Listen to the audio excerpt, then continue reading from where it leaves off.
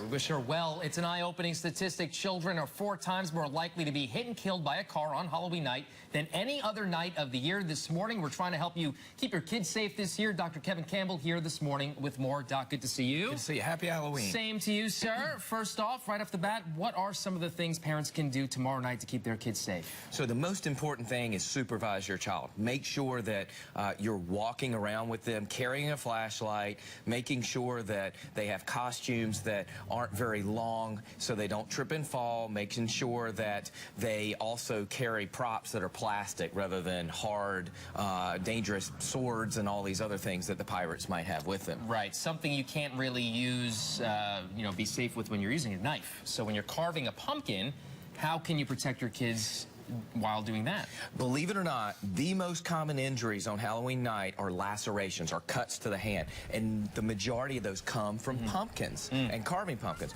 The number one thing you can do, don't let your children carve pumpkins. Do it yourself. So a couple of suggestions, because they want to be involved and it's good family time.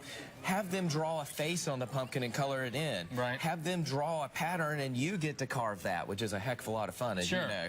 And, just use good common sense about playing with knives. We said at the onset that children were 4 times more likely to get hit and killed by a car on Halloween night. What other injuries happen on Halloween as well? So along with the lacerations that we see, also we see lots of orthopedic injuries, tripping and falling, running across ditches and twisting their ankle, lots of orthopedic injuries. And, some of them can be quite severe. And, actually, believe it or not, Halloween night is the 4th most common day of the year for ER visits. Really? Yes. I did not know that. Because of all these injuries that occur. Good to know. One more tip for folks out there who maybe are going to be having some Halloween, some trick-or-treaters ring their doorbell. What should they do? Couple things. Make sure that you light your yard, light your stoop so that it's an inviting place and people don't trip. If you have garden hoses and other garden things out in the yard, make sure you get rid of them and put them away. And this is something I didn't know until yesterday.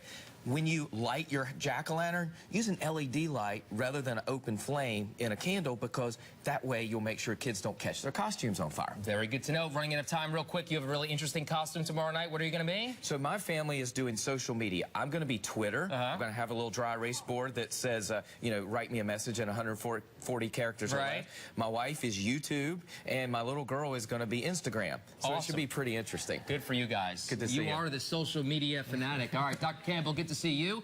You can always keep track of Dr. Campbell by logging onto our website, WNCN.com. You can also search links we mentioned. From there, you can find his website. You can also like his Facebook page and hit him up on Twitter, as we were just talking about, Bill Ray.